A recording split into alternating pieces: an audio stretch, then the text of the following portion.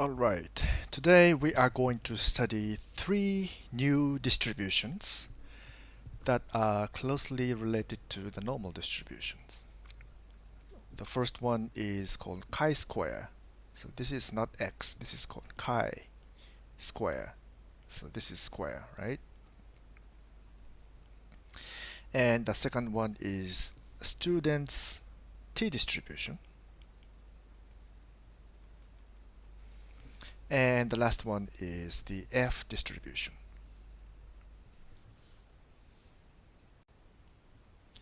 Now, let's define the chi-square distribution.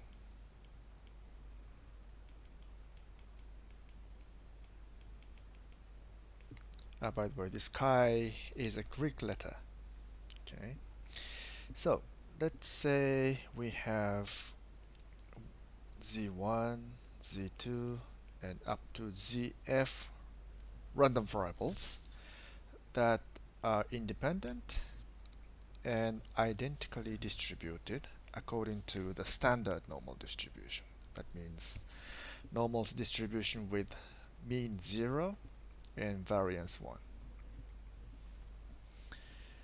Then we define a new random variable, x, that is z1 squared plus z2 squared plus and up to zf squared. Then this random variable x follows a distribution called the chi distribution with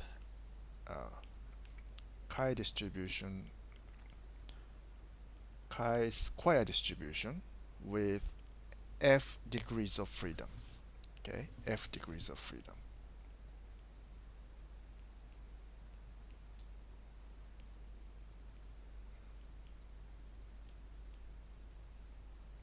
So this f is the number of the random variables here. Okay, so this is the definition.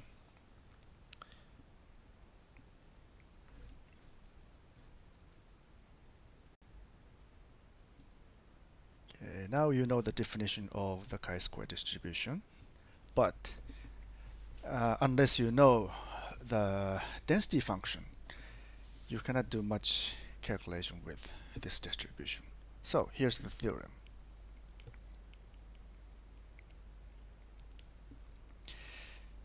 So let's say we have a random variable that follows chi-square distribution with f degrees of freedom. Then its probability density function is given by this formula. 1 over 2 to the power of f over 2 gamma function f over 2 and x to the power of f over 2 minus 1 exponential of negative x over 2. And of course, by definition, this random variable x cannot be negative, so the domain is non-negative real numbers. Okay, so this gamma is a gamma function. Okay, in case you forgot, gamma function is defined by this integral. Okay, x to the power of z minus 1 e minus x dx. In general definition, this z can be any complex number, but its real part must be positive. Okay. But in our case, since this f is an integer, okay, so 1 over f over 2 may be 1/2 or 1 or 3/2 and 2 and so on. So it's either integer or half integers. Okay, and the density function So depending on the value of f, we have various density functions, and they look like this. So when the number of degrees of freedom is 1, we have this curve. Okay, so it's monotone decreasing function. Okay. And when the degrees of freedom is 2, we have this green line, and it's still monotone decreasing function, but it decreases slower than uh, the previous case with f equal to 1. And after that, when the degrees of freedom is 4, we have this blue line. It's not monotone function anymore. So it takes the value of 0 at x equal to 0, and it increases up to some point. Then it starts decreasing. And this form, general form, is the same for other degrees of freedom. For example, when f is 16, it's 0 at x equal to 0, and it slowly increases, but after some point it starts decreasing like this.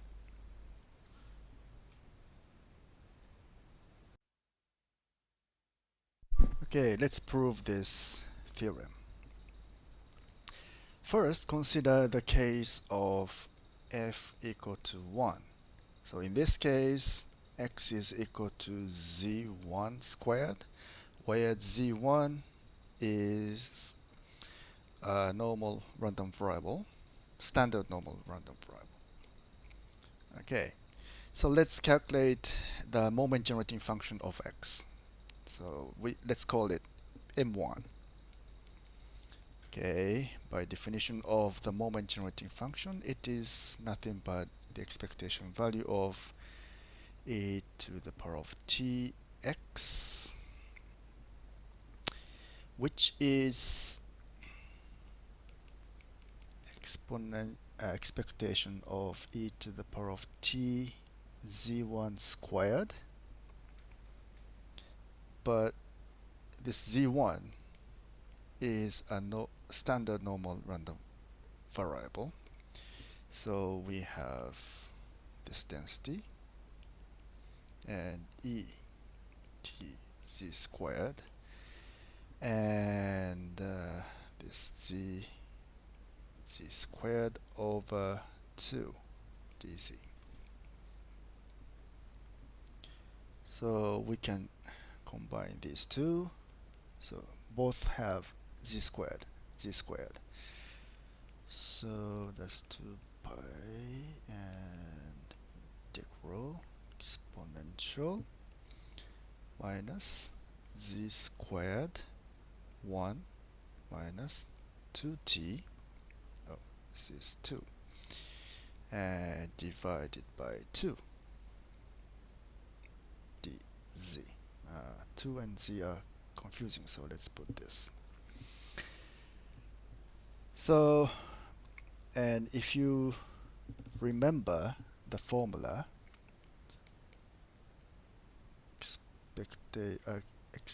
integral of z squared over 2 dz was this.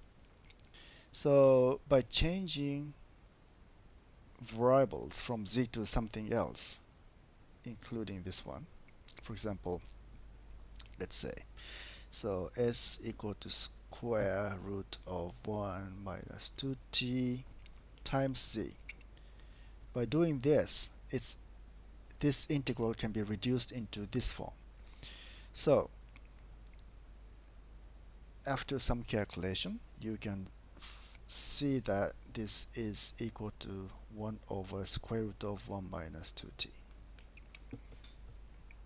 Okay, so this is the moment generating function for the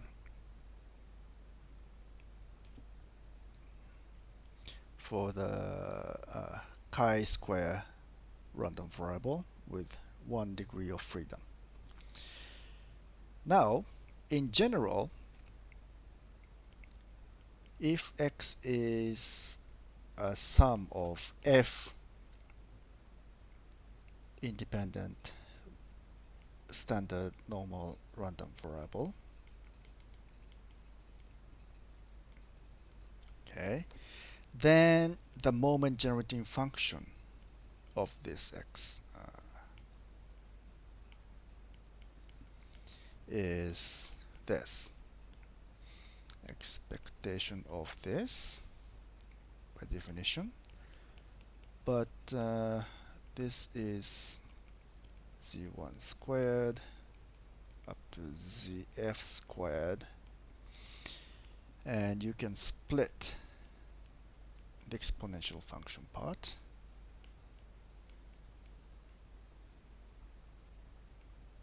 Let's see.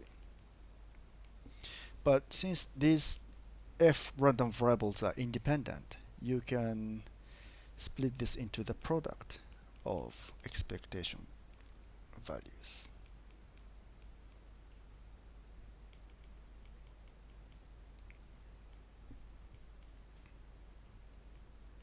Right? But they are identically distributed. So that means this expectation value is same as this expectation value, which we already calculated. So there are f terms here. So that means we have 1 over square root of 1 minus 2t to the power of f. Okay? So this is the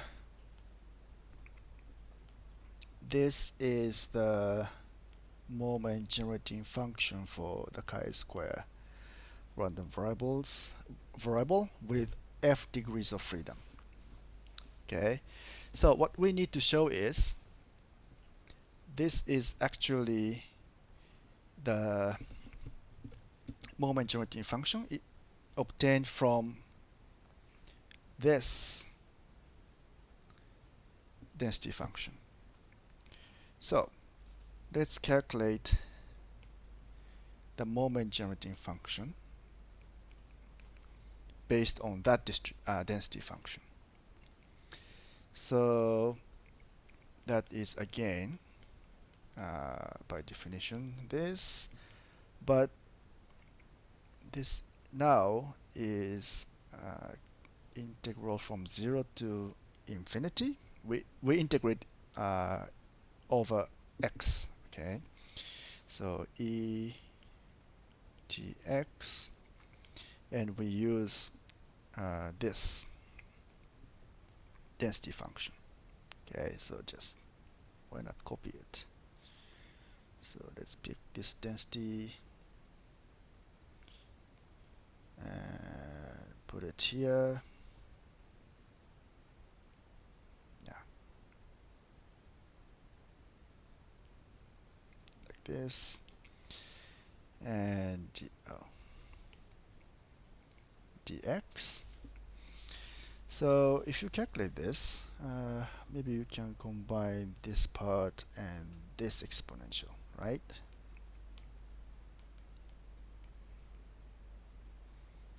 So 1, 2, f2 gamma f over 2 x f over 2 minus 1 exponential of minus, let's say, x over 2 1 minus 2t. Yeah. Then you change some random variables. Let's see. Why not change this to, let's see.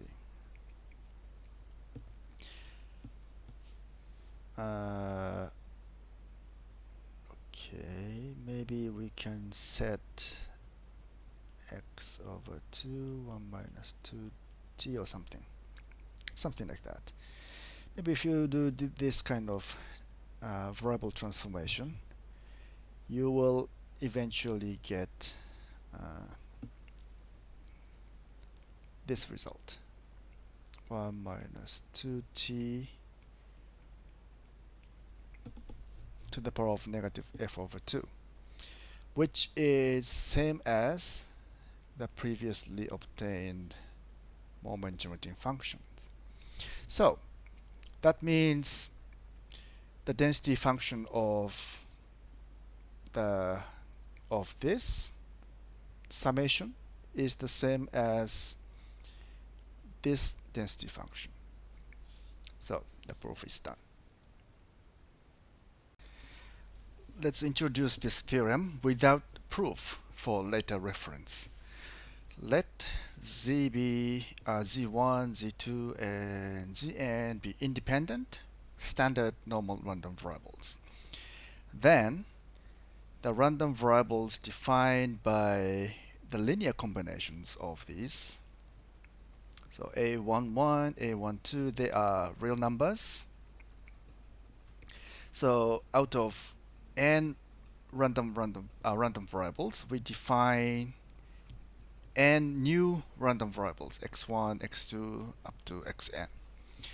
And these are independent, standard normal random variables. Again, if and only if we have these two conditions.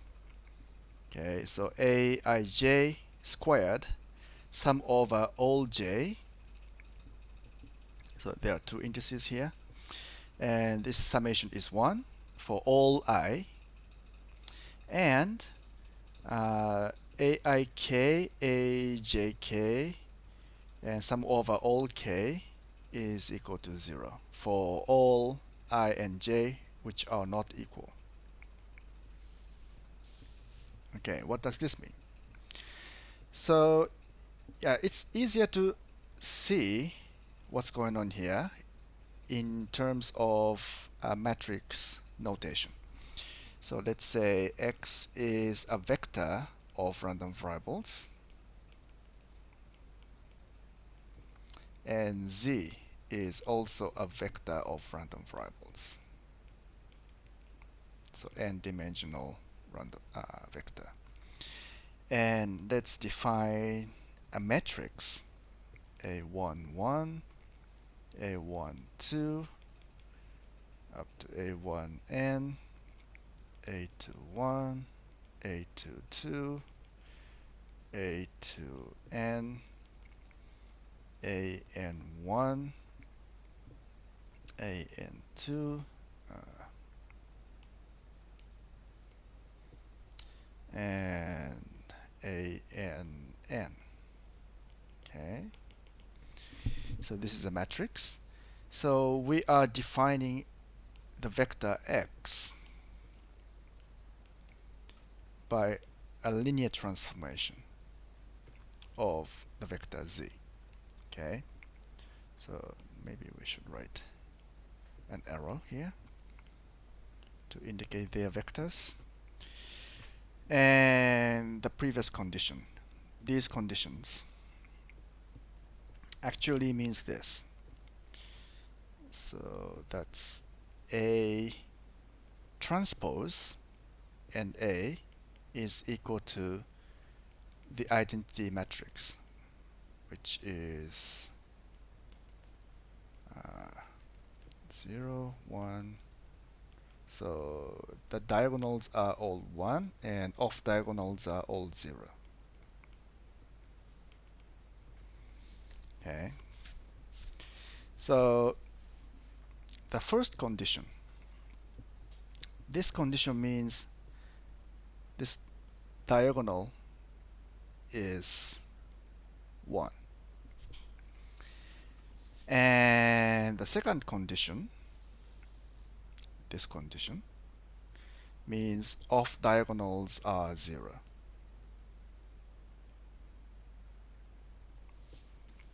Okay.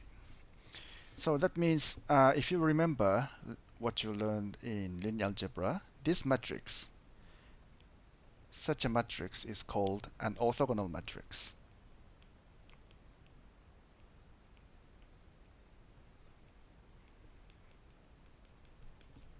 So this theorem says if z1 z1, z2 up to zn are independent, standard normal random variables.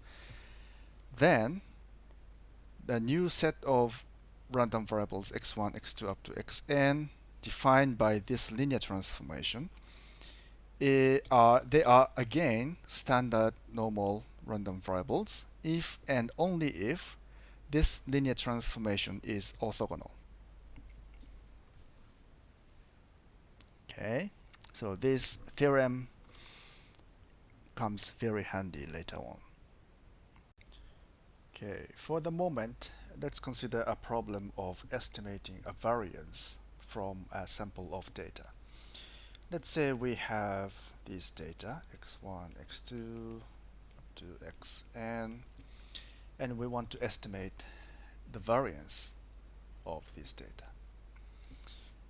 First, we calculate the sample mean by this formula.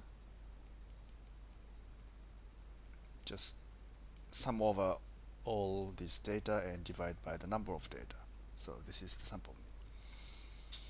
And the variance, sample variance, may be calculated by this formula. So xi minus x bar squared. So sum of squared deviation from the mean divided by the number of data. But we will show that this estimate of the sample variance is somehow biased. An unbiased estimate is given by this instead. Instead of dividing by n, we divide by n minus 1. So x bar squared. So why does this happen? We'll see. So this is unbiased sample variance, and this is biased sample variance. Okay, let's see why this happens. First of all, we consider this data as a realization of a set of random variables. For example, we have independent, identically distributed random variables like this, and this data x1 is a realization of this random variable x1 with some outcome from the sample space, and x2 is similarly a realization of this random variable, and so on. And we are assuming they are independent, identically distributed. So we assume the same mean for all of these random variables. Let's say it's mu, and same variance. Let's say it's sigma squared. Okay, so I from 1 to up to n. Okay, and this x bar and m2, they are also a realization of random variables. So namely, x bar as a random variable is defined by 1 over n times sum of all the random variables. So the previous x bar is a realization of this new random variable. And similarly, we define m2 as a random variable by this xi x bar. So these are both random variables, okay, squared.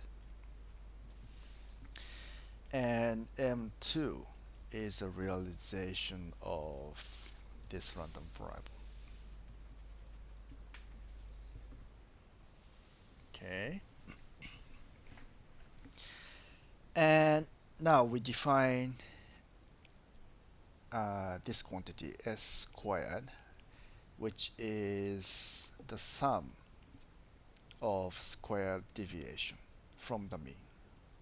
Okay, so this is the numerator part of the sample variance. Okay, but using the true mean, we can split this summation into two parts.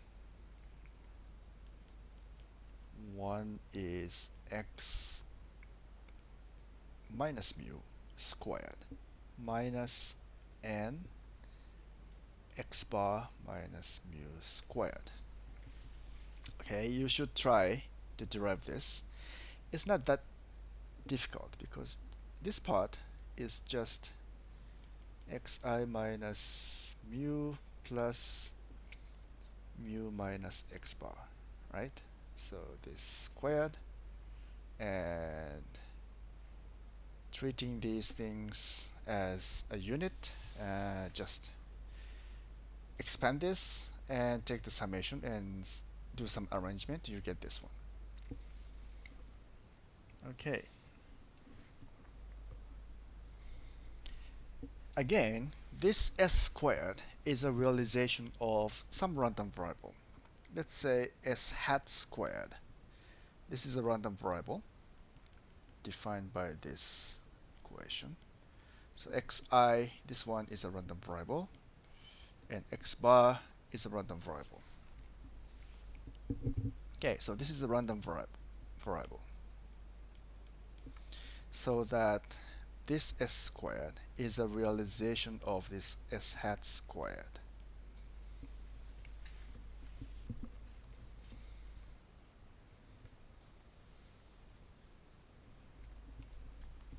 Okay. So now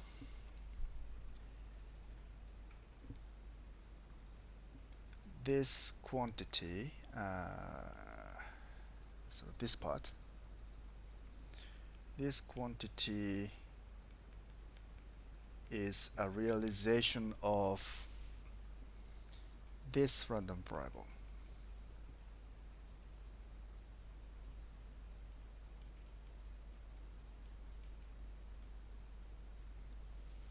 Right?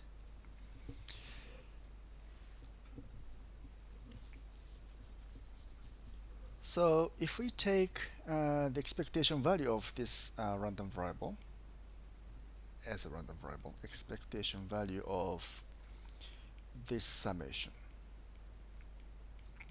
xi minus mu squared is, expectation value of a sum is sum of expectations.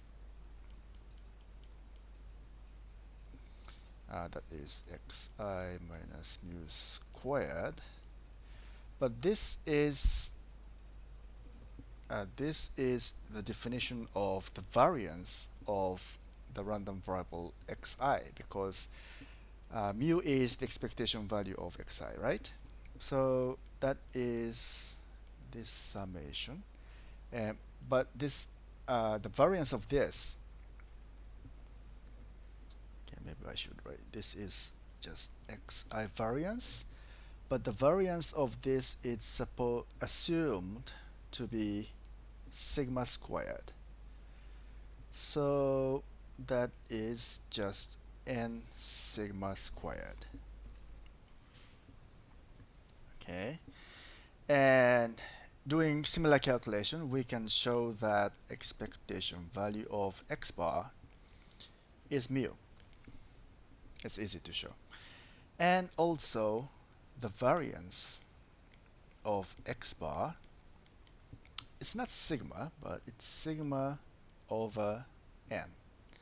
I think we did this exercise before somewhere in the previous chapter. Okay, so these are some basic results, and therefore now consider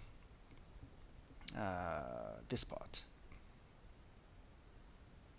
Okay, of course this is a realization of, let's use a different color. This is a realization of this random variable, x bar minus mu squared.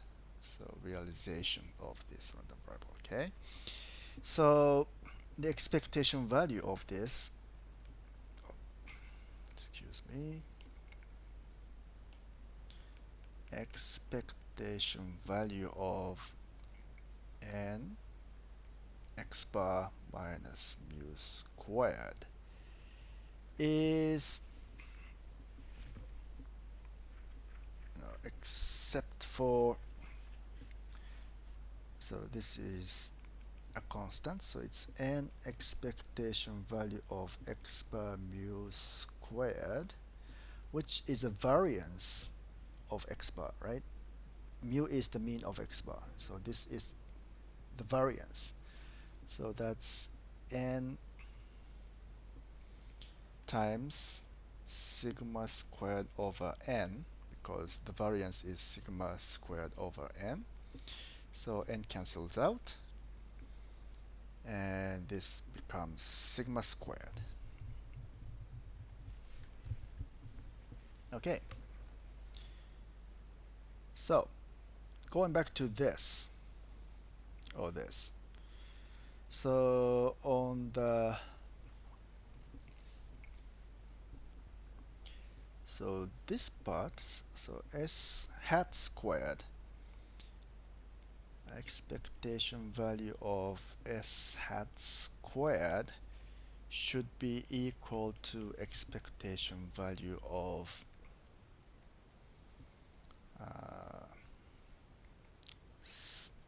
sum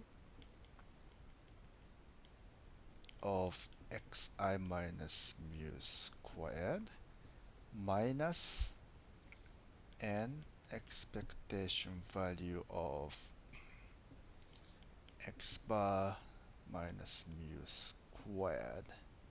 So we calculated both of them, and this was n sigma squared, and the second term was sigma squared. So the expectation value of this s hat squared is n minus 1 sigma squared.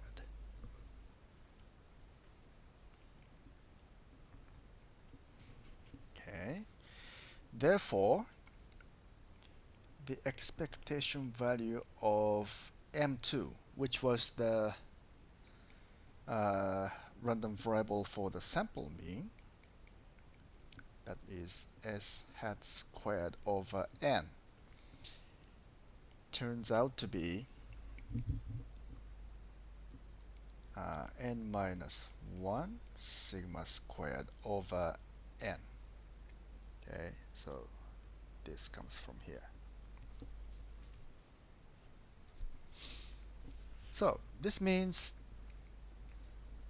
although we intended this m2 to be a random variable representing the variance, sample variance of our data, but its expectation value differs from the true variance. So expectation value of this is n minus 1 sigma squared over n, which is not equal to sigma squared. Well, of course, when n is large, the difference becomes very small, so there should be no problem in practice. But when the number of data points is not so big, then this difference may not be negligible sometimes. So in this sense, this m2 or small m2 is a biased estimate of the variance. Okay, so in order to remove this bias, what we need to do is to divide by n minus 1 instead of n. So let's define small s squared as large s squared divided by n minus 1. So instead of dividing by n, we divide by n minus 1. Then this is a realization of a random variable where this small s hat squared is defined as s hat squared over n minus 1. Okay, then the expectation value of this small s hat squared is this. So 1 over n minus 1, expectation value of large s hat squared, which is n minus 1 sigma squared. So n minus 1 cancels out, and we get sigma squared. So which is equal to the true variance. Okay. So it may be confusing, but there are many types of variances here.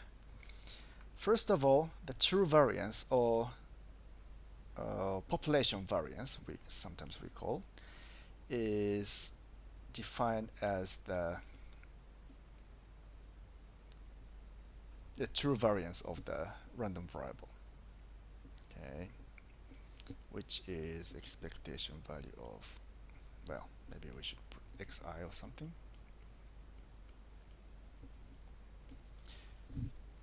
But of course, in practice, we never know the values of mu or sigma. These are behind the scenes, and we cannot know its true value, exact values, but we can only estimate from our data by measurements. Okay, so this is called population variance.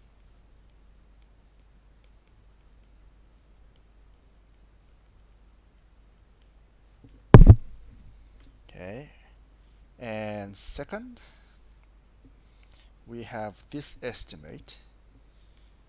So 1 over n sum over all data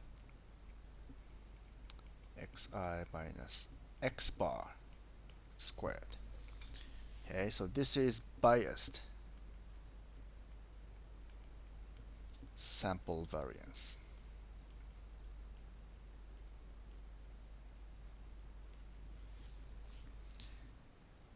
Okay, and we have this small s squared, which is defined by n minus 1 I n xi minus x bar squared. So this is unbiased sample variance. Okay.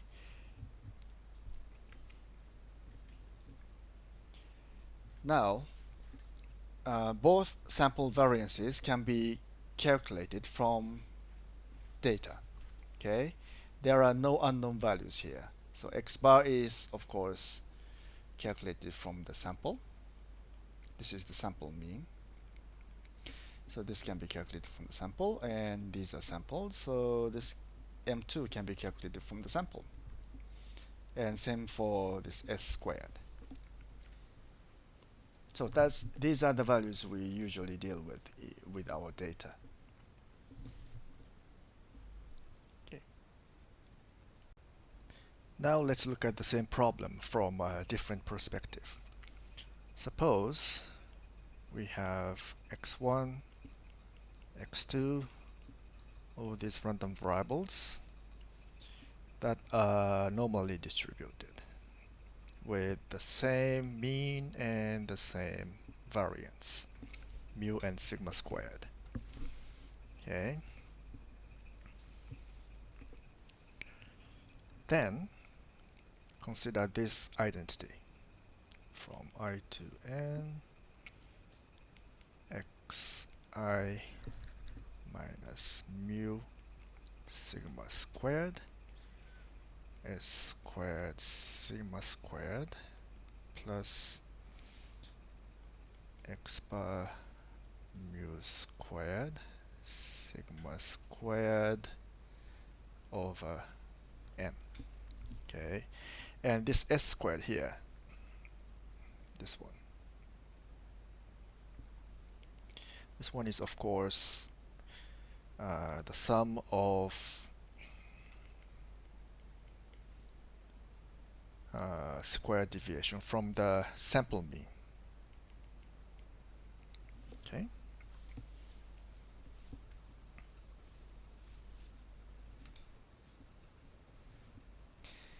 And since each of these here, they are standardized, that means xi minus mu over sigma follows the standard normal distribution.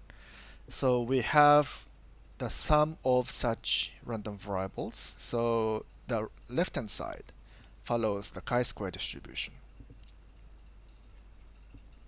Okay, so left-hand side follows the chi-square distribution with n degrees of freedom. Okay, and the secondly, this second term on the right-hand side, this follows. Okay, so if you remember, this x bar follows the normal distribution with mean mu and the variance sigma squared over n. So again, this is a square of the standardized normal random variables. So x bar minus mu over sigma squared over n square root. So this follows the standard normal distribution. So that means this one. So if you square it, so mu sigma squared over n, this follows the chi-square distribution with 1 degree of freedom. Okay, so that means this one follows chi-square with n degrees of freedom, and this follows chi-square with 1 degree of freedom. So does this first term on the right hand side, does this follow the s square over sigma square? Does this follow the chi-square distribution with n minus 1 degrees of freedom?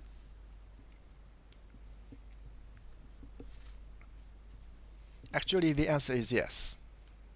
So let's see how this can be proved. So first, let us define the standardized random variables. Sorry, should put xi minus mu over sigma. So this follows the standard normal distribution. And define this new random variable y1 as this: square root of n z1, square root of n z2, and so on, and square root of n zn. Okay, so if you look at this, if you sum over all these zi squared from 1 to n, then this is 1 over sigma squared and xi minus mu squared. Okay, and if you substitute these z1, z2, zn by this, you will see that it's easy to show that y1 squared is equal to, maybe I should write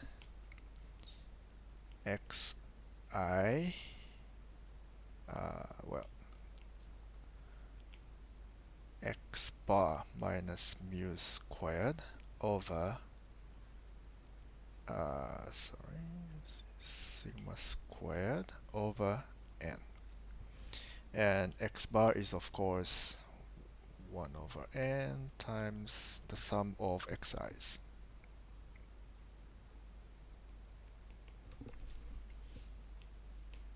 Okay.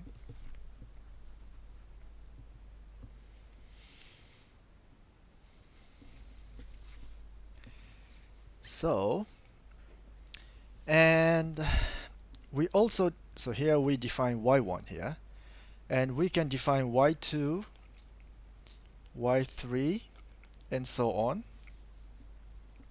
as a linear combination, some linear combinations of z1, z2, and so on. So let's write it down here. So y1 was this.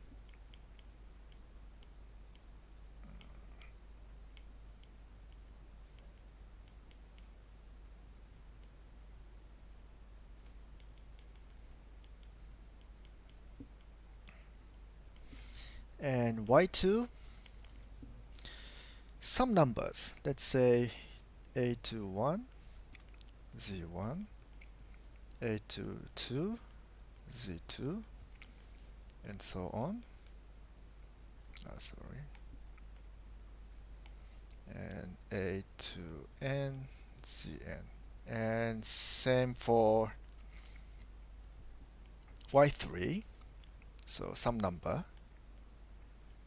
What we are doing here is to construct a orthogonal transformation from zi's to yi's.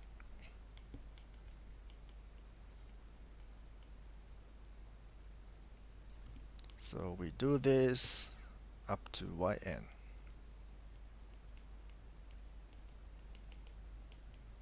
And an and zn. Okay. So these are actually, we can write a11, this one is a12, and this one is a1n, and so on. So that means we define a linear transformation from z to y.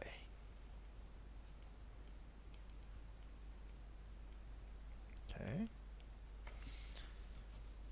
And this is a matrix. So a11, a1n, an1, ann. And this is an orthogonal matrix. I mean, we make this linear transformation, so that this matrix becomes orthogonal. Okay, let's call this matrix A. Okay, so orthogonal matrix means if we transpose this matrix and multiply by this matrix, then that is identity matrix. Remember?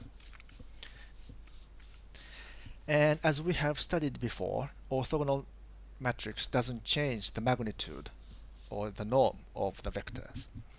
So that means since we have this z1, zn equal to a, oh sorry, it's not z1, it's y1 to yn and z1 to zn. So the norm of this matrix, or the square of norm, is y squared, and that is equal to this. Okay, because of this orthogonality. Okay, so that means we have z squared, sum of z squared, zi squared, is sum of, let's say, from 2 to n, yi squared plus y1 squared. Okay. And now, if you remember, this zi was xi minus mu squared over sigma squared, right? And this one, and y1 was x bar minus mu squared sigma squared over n. Okay, so that means this one, this remaining part must be equal to s squared over sigma squared according to the equation we have seen before. Okay, so that means s squared over sigma squared is equal to the sum of yi squared from I equal to 2 to n. So there are n minus 1 terms. And now, if you remember, if we transform a set of standardized normal random variables by an orthogonal transformation, the resulting random variables are also standard normal distribution random variables. So that means yi follows the standard normal distribution. So this means this s squared over sigma squared is expressed as a sum of n minus 1 standard normal random variables, a square of standard normal random variables. So that means this follows the chi-square distribution with n minus 1 degrees of freedom. Okay?